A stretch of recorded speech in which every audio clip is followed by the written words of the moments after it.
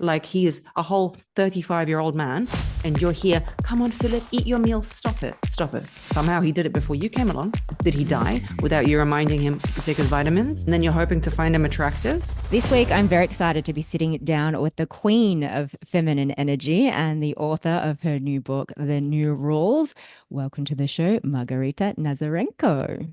Nice. You got the name good. You Oh, got the name good. I'm glad. really good.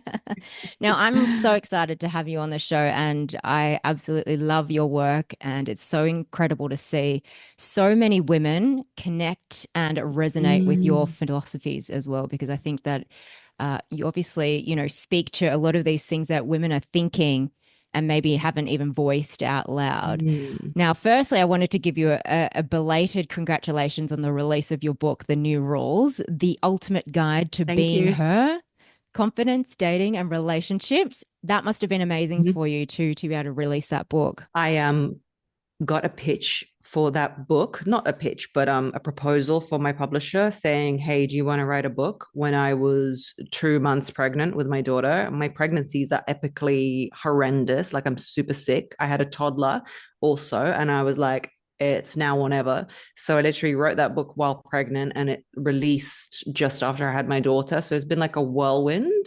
Anyone who's had kids will kind of get where I'm coming from, but it's like been such a season of everything Yeah. happening. Happening at Kids, once. books, all of it. Yeah, it's been Yeah. wild. When it rains, it pours, right? That's how it goes. 100%. Yeah. Now, you're also the creator of your 8-week online program, Become Her, which is actually going to be starting very soon. The live round's going to be starting very soon, isn't it? Yes. It's So I'm starting on the 1st excited. of November. I have mini courses on my website because women used to come to me and be like, yeah, but how do I cultivate feminine energy? And I used to be like, watch this video, watch this podcast, do this one, that one, that one. And I'm like, okay, I'll just make like mini, master classes, like 2 hour ones, just go here. They used to watch that, and then they're like, now I want a community, I want to do it like with worksheets and properly. I'm like, okay, girl, let's I do the got you. masterclass. I got you. So Yeah. I've run it once before. I'm going to run it again. I'm not sure if I'm going to do it more after that because I'm in the group, I talk to the women, I will see how it goes. Maybe I'll do another one later, but it's really, really, really exciting. It's fun to talk to like-minded women and have them on that journey because who knew how much women needed this at the moment. Yeah, 100%. It's so exciting to see. And I think these conversations that you're having with your community and just women in general are just so needed. And like I said, I think people just not talking about, they're thinking it in their head. They just Mm-hmm. haven't spoken it out loud. So we'll get a little bit more into the course and what that's all about and how people can get involved a little bit later. Mm-hmm. But I really wanted to start our conversation and frame our conversation with the fact that from my observations, a lot of people seem to be having a hard time with finding a partner. And I'm seeing Mm. so many people talking about their experiences on social media.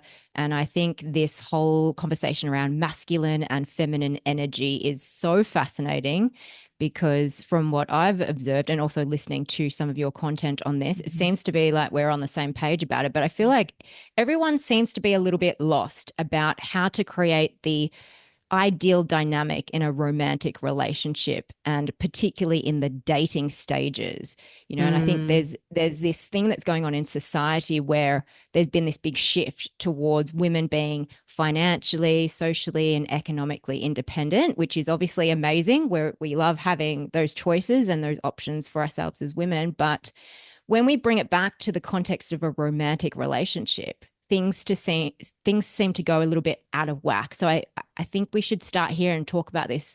So let's talk about the masculine and feminine energy polarity, because I think this is something that Mm. you speak a lot to, and I think it's so important for us to really kind of talk through it. I think, unfortunately, desire and love are not the same thing. Love is familiarity, building a relationship that is familiar and lovely. That's great, but that's not desire. Desire comes from polarity and difference. And the more we become the same as men, as in, we have the same jobs, we do the same thing, we have the same vote. Obviously, we should have all that, but it leaves desire to be, it's a harder thing to connect to when you're exactly the same as somebody. Everything is very much the conversation of we are equal, equality, that's the word, doesn't always leave room for desire. So when we consider masculine and feminine and the polarity of that, that is what creates desire. Now, it doesn't mean necessarily that the woman has to be feminine and the man has to be masculine. You could be opposite.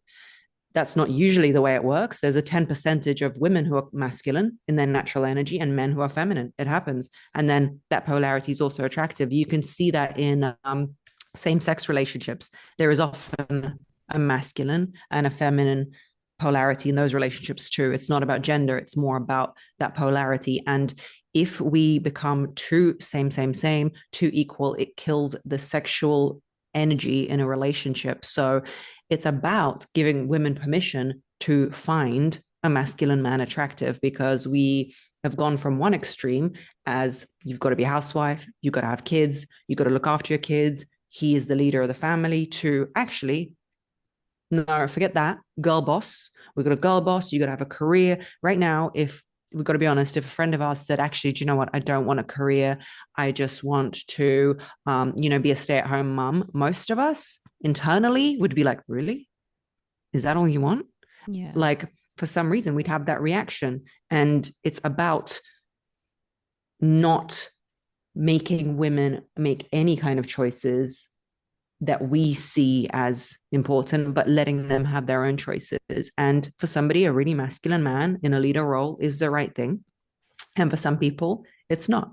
I think people just aren't even aware that Mm. this polarity exists, and the fact that we have both masculine and feminine energy in all of us, right? It's something that we embody, but it's more about, you talk a lot about women embodying their feminine energy, and Mm-hmm. in a way, I think we haven't even really understood what that is, what that means to be in our Mm-hmm. feminine energy. So what do you feel like are some of the biggest mistakes you see that women make when they're in these early dating stages, especially as well? We make the mistake that what we find attractive is what men will find attractive. We're now leading with our career, our education, what you bring to the metaphoric table, whatever that means, but that is not what men find attractive. Women date up and across. We find men who are smarter than us, faster than us, bigger than us, whatever it is, better than us in whatever capacity, more attractive. Men are the opposite. Unfortunately, for us, because now we're educated, we're doing this, and we're like, I've got this degree, I can do this, I earn more than you, and we're bringing that to the table, and he's like, not interested. And we're there going, what the hell?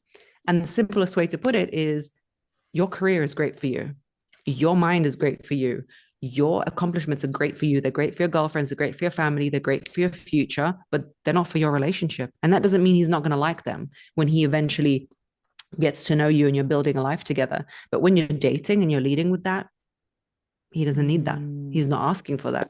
That is not what makes him attracted to you. And if it is, mostly, and this is unfortunate, but most men are attracted to women just for their natural feminine traits, which women naturally are born with.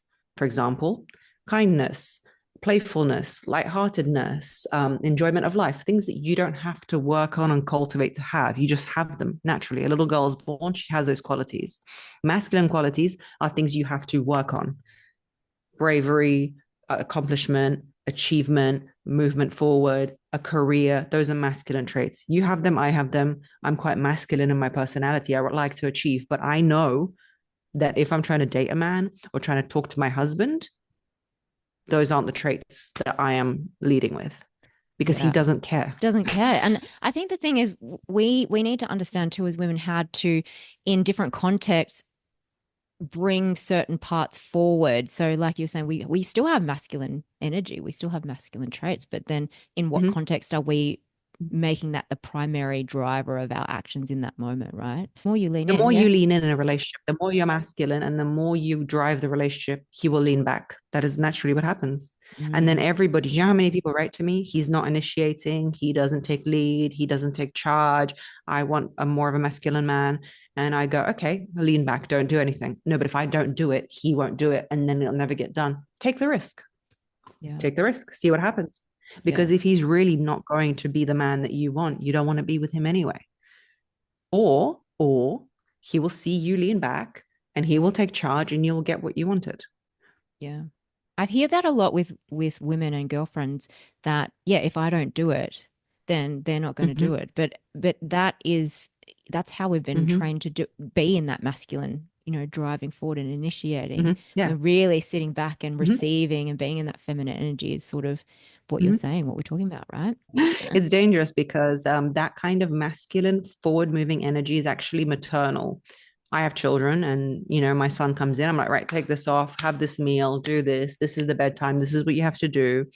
Maternal is often seen as feminine energy, but to me, it's masculine because very directional. I have to take charge of my children. I have to look after them. I drive that with my masculine energy. It doesn't mean I'm a man, but it's forward moving. And if you start deploying that energy on your male partner, number one, he's going to start seeing you as a mother and no one wants to sleep with their mum. It's going to be a problem. Yeah. And he's not going to start doing things for you. He's not going to find you attractive. And do you know how many women write to me saying he doesn't initiate sex with me anymore? That's a problem because you're mothering him. But secondly, you get into a loop where he stops doing anything. You start looking after him. You start driving the whole ship. And then at the end, you can't even leave him because you know who never leaves their children? A mother. Women are in bad relationships with a guy who's not doing anything because she's mothering him so much that he's her little baby now in her mind because we've got maternal energy. So if you stop doing that, if you let him take initiative and you sit back and you receive his energy in your feminine, you can see him for who he truly is. You're no longer clouded by your maternal energy of looking after him. And Mm. that's a risk, but it's worth taking. Isn't it interesting? Do you notice, have you experienced noticing that some men are boys and some men are men, and Mm-hmm. that's the difference, right? And would Mm-hmm. you say that men that are boys, Mm-hmm. do you feel like they carry more feminine energy? Is that what it is, or just more that they haven't, grown into their masculine? They carry more feminine energy because they are matching the polarity of the woman that they are with. They find a woman who is more in her masculine and she drives the ship, but women aren't happy in that relationship. If she was happy, I say that to my clients all the time. If you are happy, fantastic, great, but she's not happy. Mm. And there is no sexuality in that relationship because it's a mother-son relationship. Yeah. So, I feel like that's been normalized though so mhm, much. We hear it that is. so much. Oh, well, if you're together for a long time, we just don't have sex. Well, because you're the mummy and he's the son. And the problem with that is it would be fine if it worked, and it works for a small majority of people. But if you don't mother him from the beginning, if you're in your feminine energy, you will see him for the boy that he is, and you just won't be attracted, and you wouldn't have got together and wasted so many years of your life. Or he will man up and do it because this whole idea is he doesn't know how to, he won't do it, he never does it. Okay, somehow he did it before you came along. Did he Mm. die without you reminding him to take his vitamins? Like he is a whole 35-year-old man, and you're here, come on, Philip, eat your meal, stop it, stop it. And then you're hoping to find him attractive. I love how you tell your stories as well. I just love the way you do it. So there's this thing going around on TikTok, Yeah. this whole black cat energy thing. And Mm. there's this black cat, there's a golden retriever. And I guess it's an analogy, right, for Mm. how you apply yourself in a relationship. So just for people who are listening, can we break this theory down? Because I do feel it is quite viral on TikTok. If you're not on TikTok, Mm-hmm. then you might not know about it. But black cat, golden retriever energy. Let's break that down for people listening and let them know So what it that's came about. upon my feed, black cat, black cat. They were like, comment on the black cat energy thing. And what I presume it is might not be what the people who created it, I'm not even sure who did, but the whole notion of the creation of black cat energy is the black cat is a woman who has internal independence. If you imagine a cat, it comes, it goes, it does what it needs to do. It's not attached to anybody's validation of it. And the golden retriever is the chaser, somebody who's like running after the metaphoric black cat. So the relationship dynamic is the black cat is chased and the golden retriever chases the cat. The theory goes that if the woman is the black cat and the man is the golden retriever who's chasing her, serving her, the relationship works. And however, if the man is the black cat, that elusive man, and she's chasing him, she becomes annoying to him, irrelevant to him. It doesn't serve his masculinity, and that is a problem. So that is the whole TikTok theory. It's gone into other spirals of like, I don't want a golden retriever, I want a Doberman, I want a Rottweiler, like like a different type of guy. And because TikTok has a life of its own, everything's so viral. But the essence of black cat energy is a magnetic feminine energy that allows a man to chase you as opposed to chasing a man. Yeah. And so do you agree that women should be that black cat so that the men can be the chaser, or is it dependent on what you want? I think that for a woman to chase a man is very, very depleting to her energetically because at the heart of it, men really enjoy pursuing a woman. Hence, the whole structure of dating, of him paying for a date. All of this stuff makes a man feel good. I have dated, I am now married.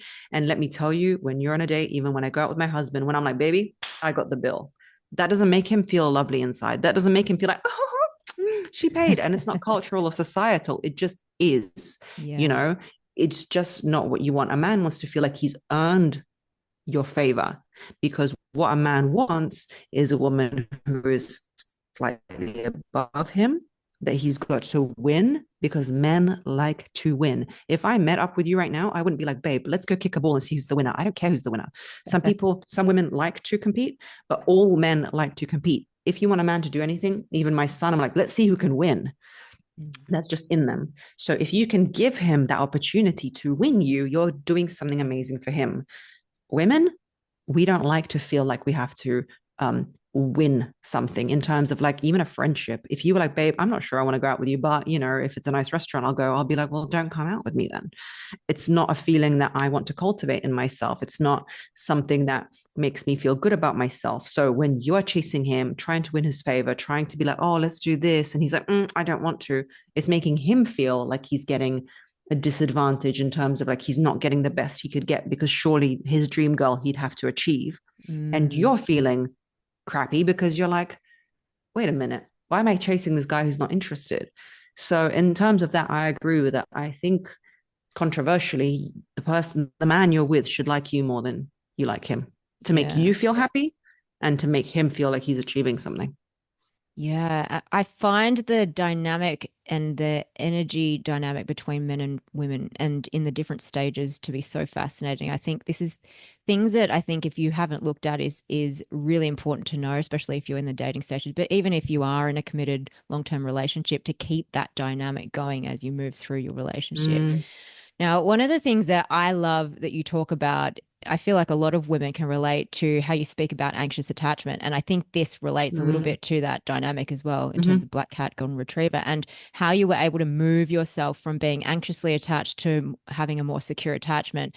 Now, those of you who've been listening who are into psychology and have looked into this stuff yourself, you'll probably know what attachment style you are. But if you haven't, there's a few. Let's chat about this because I think this unlocks so much, right? And I think it did for mm. you too, didn't it? I think if we take 100% of people, 50% of us will be securely attached. That means we take people outside of ourselves as great people that we can get along with. If they don't want to be around us, we can accept that. It might hurt, but that's okay. We don't seek validation through the approval of other people. And those are the people who kind of get together in high school and you just see them have good relationships. If they argue, they kind of resolve it, etc. That's them, okay? The other 50% of us break down roughly, there's other versions of it, but roughly into avoidant and anxious. The anxious person is the one who waits for the reply, the text message, wants closeness, wants togetherness, cannot get enough togetherness, has some wound in their youth where a parent was maybe absent, they didn't get the attention that they needed, something, the loop didn't close on them feeling like they were seen. And the avoidant is somebody who maybe also got neglected, but as opposed to running and seeking for that validation and attention, they decided they got this, they could do it themselves. They don't want closeness, or they were engulfed by a parent. Engulfing means often happens in cultures where parents are like, did you get the grades? Did you do the thing? You're not allowed to go out with your friends. And they're like, oh my God, get off me. So Mm. imagine what happens. The anxious and the avoidant get together. The avoidant's like, I want closeness. Hi, what are you up to? And the avoidance like, oh my God, why is she monitoring me again? Because it exemplifies how their parents were.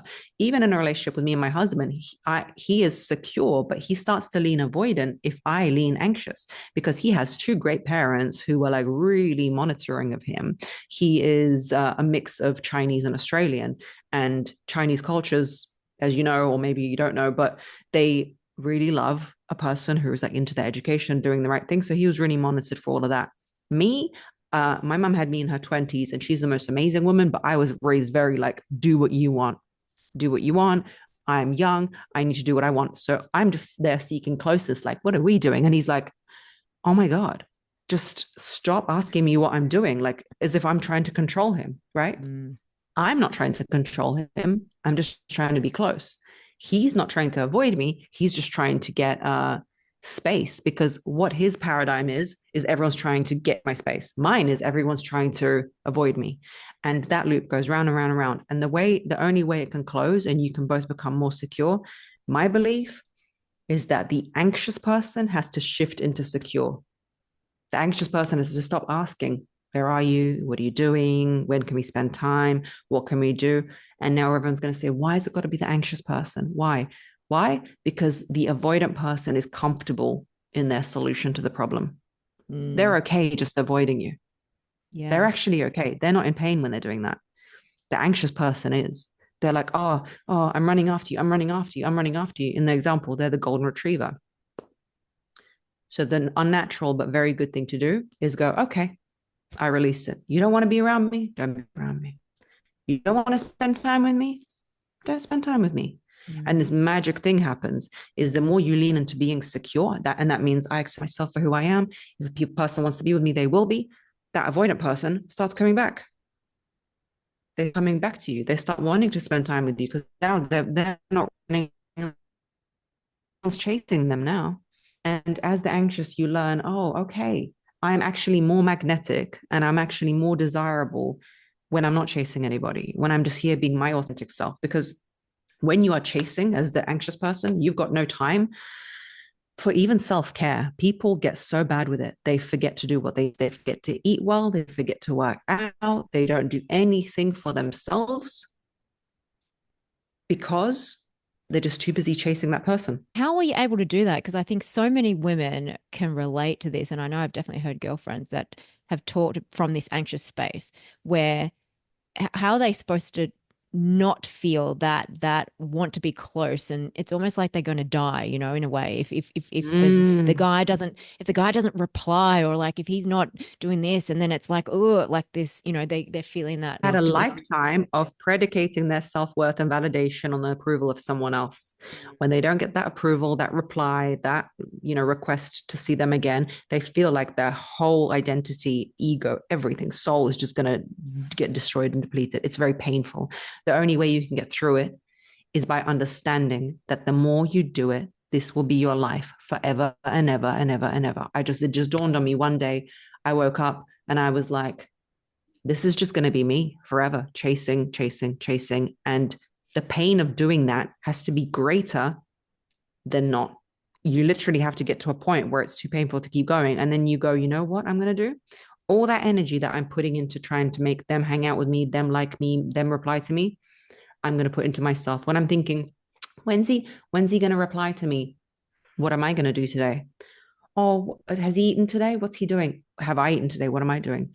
Oh, has he gone to the gym? Is he maybe checking out other women? Have I gone to the gym? Maybe I'm going to go check someone out. You literally have to become obsessively selfish. And people talk about, oh, that's not healthy. That's not healthy. Yes, it is. For the type of woman I'm talking to, it is, because she is so selfless. She's 99% selfless. If she becomes selfish, she'll be 50% selfish. She'll be fine. She'll be like a normally secure person. And the more you Mm. put into yourself as opposed to that person or any person, the more you actually become magnetic, interesting, and your aura becomes very, very magnetic. And then people start leaning into you. It's almost like a loop you have to break. You have to like break the cycle in order to see the more secure you are, the more you get the results you wanted, which is people leaning into you. No one likes a person who's desperately chasing them because there is nothing to you. You don't look after yourself. You're not interesting. And if I just tell you, imagine a guy was doing that to you, women are Yeah. like, ew, no, I don't want that. It's a Mm. big ick. Yeah, exactly. I love that. Just flipping it around. So anytime you get that Mm-hmm. thought of thinking about them, is to flip it around and think Mm-hmm. about, what can I do for myself today? What And am I force doing? yourself, do it, do it. You'd be Mm. like, oh, I'm sitting here. I haven't eaten a good meal. I wonder what he's doing. Get up, do it. It has to be robust. It has to be systematic, even if you don't feel like it.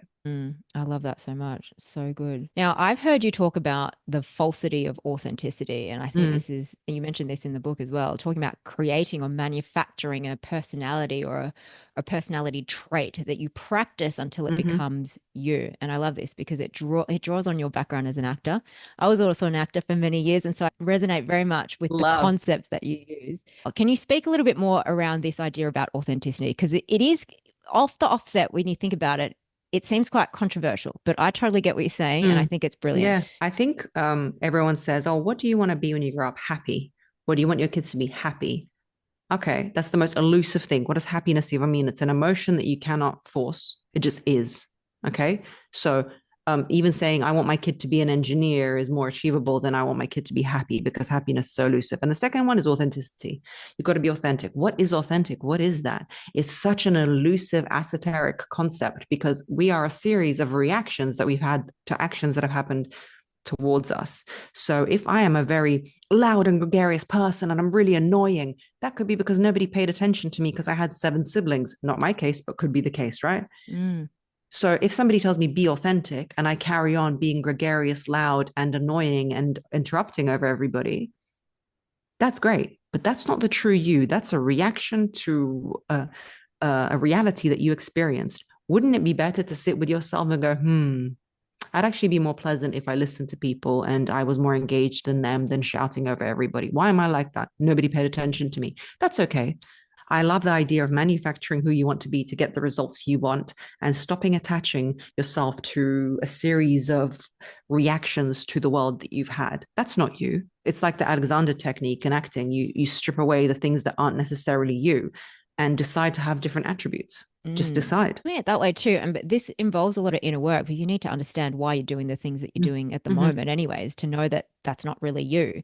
Then you can wipe the Mm-hmm. slate clean and pretty much start with a blank canvas, and you can start to build then Mm-hmm. a person identity, and and become Do that. you think the most successful, interesting, dynamic, seductive people throughout history just kind of like they just Became that way. became that way? No, they sat down and they decided who they want to be. You have to cultivate it. You have to have an air of mystery. You have to have a plan. You have to have and that's controversial. I know Robert Greene gets in a lot of trouble because of his Yeah. mastery and how to do things. But I'm sorry, authenticity is just a little cult that we've all developed. I love authenticity at its natural form. I'm very authentic when I speak. I don't cultivate like who I want to come across like, but I do cultivate the person I wanted to become in the first place because trust and believe the authentic me would be lying on the sofa right now eating chips Mm, because that would be fun.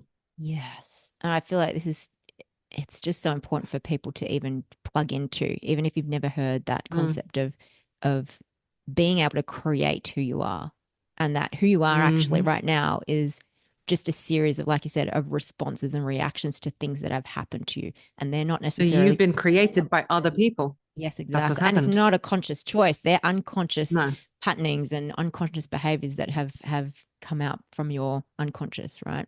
Another topic that is sprinkled into your work is the topic of status and how basically you Mm-hmm. can embody status. And I'm really keen to know if you did this in drama school because I thought this was really profound for me. I did some master classes, Mm-hmm. scene study with a director called Ian Sinclair. He's the director at the Melbourne Theatre Company.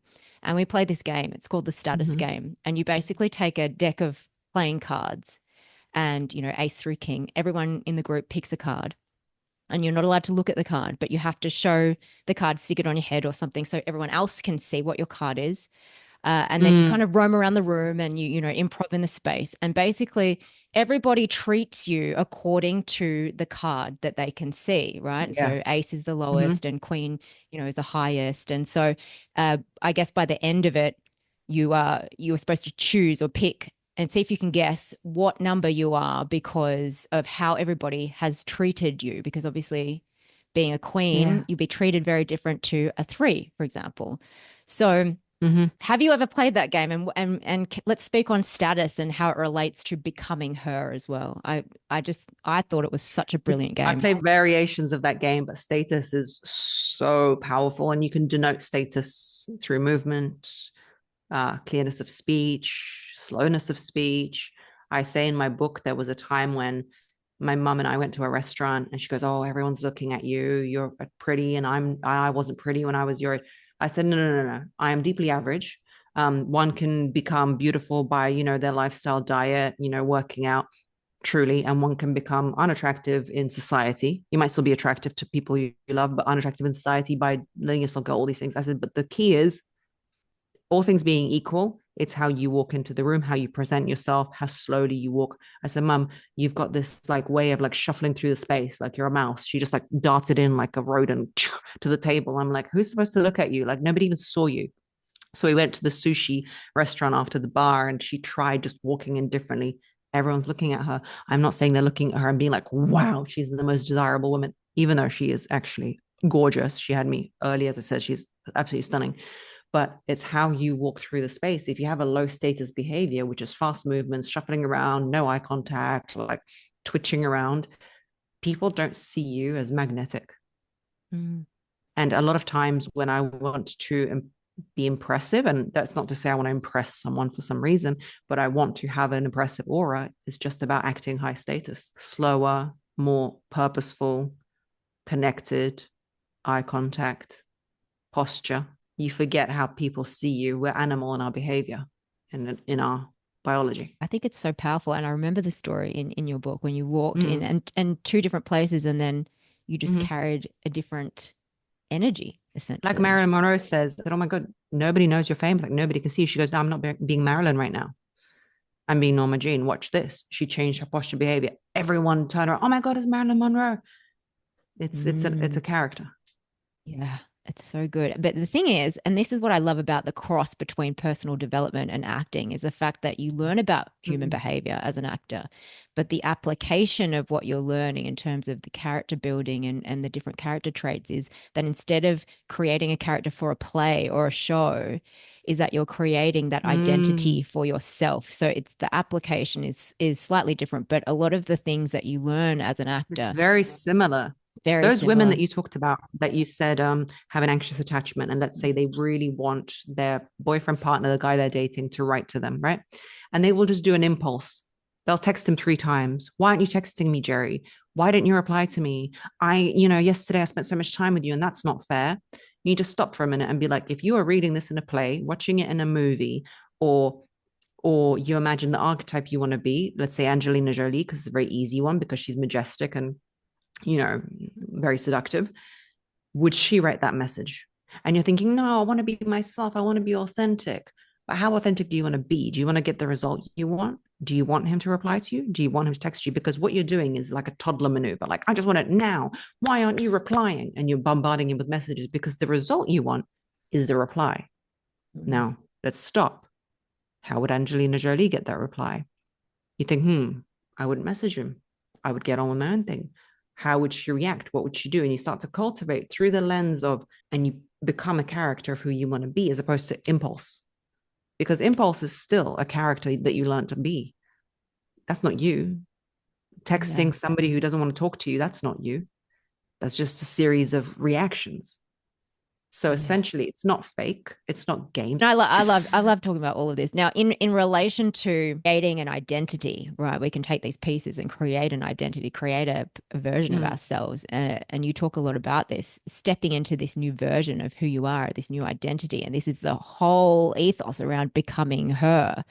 And it's not just mm, about trying to find a relationship with someone else, but it's rather, and you say this in your book, I want to help women live their best possible lives. I want them to be happy and fulfilled. I want them to embrace and embody their feminine energy and work with it to create the life that they want with or without a relationship. And this is mm.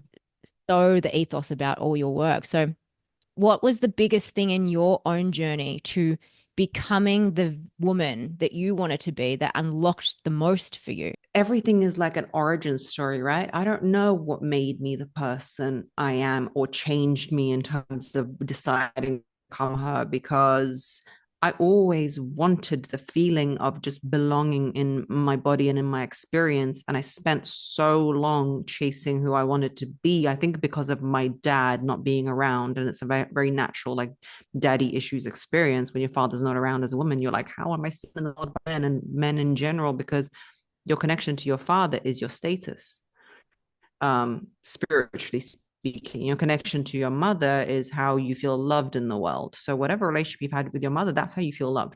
The relationship you've had with your father, that's how you feel you appear in the world and your status. So for me, it was always very blurry. So I went from being academically, achieving, to thinking up, that didn't get his attention. Then I went to do Miss Universe. I placed second. That didn't get his attention. And then over and over again, almost like I had to decide, you know what? I am not going to seek validation from any external force, whether that be my father, any man. Then going on to acting, auditioning. Auditioning is that whole experience of, do you like me enough? Do you like me enough? Do you like me enough? And then I hit this wall where I was like, do you know what? I'm going to like myself enough. I'm going to do what I want to do. Forget him, forget her, forget them. I'm going to create my own podcast. I'm going to write my own book. I'm going to like myself enough to the point where they don't matter. So I create my own self and my own experience. And suddenly, lo and behold, everyone's interested. Mm, Isn't that interesting? It's exactly fascinating. what I said. When you create that secure version of her, the beingness, you get the results, the side product. And but the funny thing is that you don't care. You don't really care about other people's validation once you cultivate it in yourself. Yeah, I think that's what's so powerful about your work and how you're helping women do this because so many Mm. women, I feel like, have never felt that before in No. themselves. Do you They know the would, magic is I be having anxious attachment, you just want somebody to validate you. So in the start of my marriage, I was like, are we going to hang out? What are we going to do? What are we going to do? What are we going to do? And he's just a normal person, normal guy. You can't be everything for everybody, for a person, right?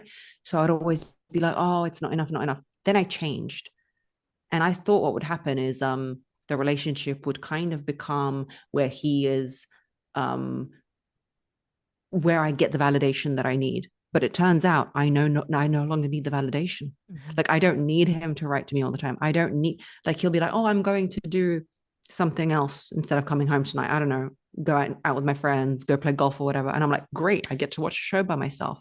I no longer, I thought the result would be that everyone would chase me, everyone would want me. No, I actually want my own company now. I Mm, like myself enough. Wow. Okay. That's different. yeah, it's huge. Mm. Massive. Yeah.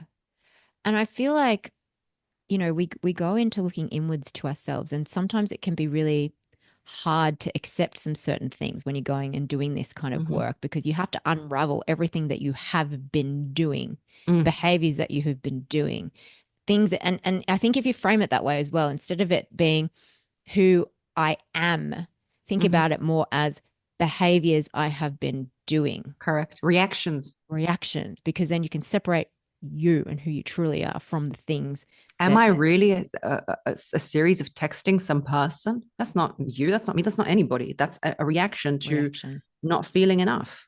Mm, That's not yeah, you.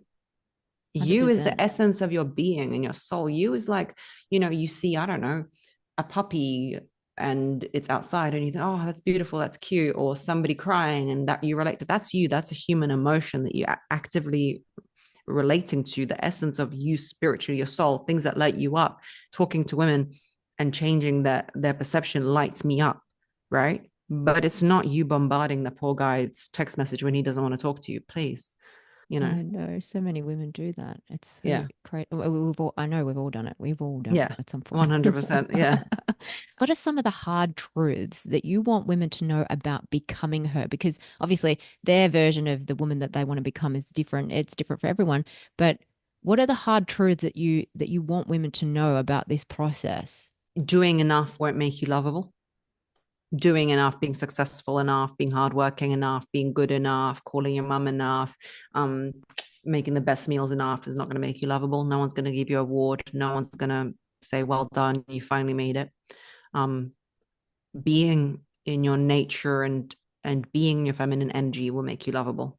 It's a complete mind shift because girl boss, achieve, do it. Come on. How many businesses have you built? Haven't built businesses? Great. Have 7 kids. Can't do that? Great. Do this. It's not going to make you lovable. No one's going to give you a award at the end of the day. If you sacrifice yourself for to become a CEO of a company, that company is not going to love you at the end of the day. Nobody's going to, reward you for all of it. You have to love the experience of being yourself, and that will make you irreplaceable as opposed to anything you're going to do for anybody. It's the being, not the Mm-hmm. doing. And Yeah. that's the feminine. The feminine Mm-hmm. is in being, not the Yeah. doing. It's a hard thing to learn because it's easier to be masculine and do stuff, but you're going to hit a wall, you're going to burn yourself out, and no one's going to say thank you at Mind the end. shift, actually. Mm. Yeah. So the online course, Become Mm-hmm. Her, it's starting really soon on the 1st of Yeah. November. Tell us Yeah. about it. What can people expect? What do we go through if we go through this course with you, this journey? Came from the idea of people wanting more and like the transformational journey. And I thought, okay, so where do we start from? We start from removing limiting beliefs. We move on to, I can't remember if it's module 3 or 4 because it's a series of worksheets, a lot of worksheets, Mm. exercises, mind shifts, things that I learned both from drama school, both from life coaching and my diploma, all of that stuff. It's essentially what you do with me if I coached you in real life over 8 weeks, but you get the added group element, which I love because women can write in, oh, okay, I've been removing my limiting beliefs. I did this, that, the other one. I have this belief. I'll write and reply to them, but also they'll reply to each other, which adds this amazing element to it. And it goes from basically stripping down beliefs, concepts, limits to building new ones, boundaries. Oh my God, huge Huge. boundaries. Huge. Because feminine energy is not only being, but it's also ability to say no. Masculine is striving forward. Hey, let's do this. Feminine is, think about animals. He's dancing there, peacock, trying to impress you. And you go, no, yes, Love no, that. that is feminine energy. You, as the person who can create life, decides who you're going to create it with. And also deciding that brown, ugly little chicken doesn't sit there and think, oh, he's like so much prettier than me. He's got all that plumage. He's got all that going for him. I don't do much. I've got to settle. No, she's like, dance for me. And I'm not paying 50%. Dance because I Yeah. am the essence of creation of life force. I am God, essentially. Not me. Don't worry, I'm not Kanye West. But like the feminine energy is godlike energy and it chooses whose DNA it's going to reproduce with. So that essence, and we go through that mindset shifts, and at the end, you hopefully, I believe, will emerge a person who has an idea of her, your version of her, who you want to be, and how to move forward with that, and a confidence about that, you know? Oh, it's so amazing. I am so excited. And this is I think, like you said, only the second time you've run this live round, Yeah. isn't it? Yeah. So Yeah. Yeah. we'll pop all of those links up in the show notes, guys. So Thank make sure you you. check it out and get onto it before it starts because who knows if it's going to run again. So No, you want I to get probably not. in, Yeah. you want to work with Margarita, get in on this round, 1st of November. Thank you so much for being on the show. I absolutely love your work and I love who you are. I think that's Thank you. more of it. Your embodiment of just being you. And I think it's such a great example to lead by, and women can look to you and really see that you are owning who you are. And that in itself is amazing. But I think more of us need to learn how to do this and be great and comfortable and love the woman that we are and really Mm. sit in that. So Because feminine energy and femininity is a gift. And in your next life, if you believe in it, you might not be born a woman, you might be born a man. But it's cool. It's a fun process. And I hope that I come across as both vulnerable, but also strong in what I'm trying to do. And I think you see that. So I see that in you yeah. as well. So that's cool. Oh, thank you so much. Yes, thank you so much. I honestly, I do. I really love your work and I'm so grateful to have you on the show. And people find all of your other stuff because you've got so many things. I know there's 20 principles of feminine energy. There's lots of different resources that you have as well. So where can people go to find all of your Margarita Nazarenko.com, or just find my name on Instagram and then there is links on all of it there. I've tried to put it all in one website, the book, the 2 courses, um, all of it is there. And YouTube has everything I've ever written and said. So that's cool too. Yes, amazing. We are going to pop all of those links up in the show notes, guys. Also, Margarita's book, The New Rules, will pop that link up as well. So make sure you check that out. I listen to the audiobooks and that's really nice because you Yeah, narrate that. So that's nice too if you that want to was do that while you're crazy going on a recording walk. that for seven Yeah, hours. Oh my God, crazy. did you have lots Yeah. of breaks? I had my 3-month-old daughter with me who wouldn't release me, who didn't want to sit with the nanny in the next room. We had to keep doing breaks. I discovered I can't read, because It's I different didn't than know this, talking. but you've got to read exactly what you said. Otherwise, it's not legal. As in, like, if it says, and then I went, you can't say, and then we went, because it's not I, it's we, and it has to be perfect. And if you miss a word or you miss a comma, they're like, read it again. Lord, because I ad lib. I'm like, oh, and then, and they're like, no, no, read it as it said. I'm like, I never said that word. I can't remember writing that word. I don't even know that word. Obviously, I did, but writing and talking is different. Yeah. So yeah, it was wild. You're like, I'm off book, actually. I want to be off book. Yeah. Tell us what you loved and learned from this episode by leaving a rating and review wherever you listen to your podcast. Screenshot this episode, tag us, and share it to your socials. Thank you again, Margarita, for joining me on the show. Thank you guys for listening. We'll catch you next time on the Rachel J Podcast.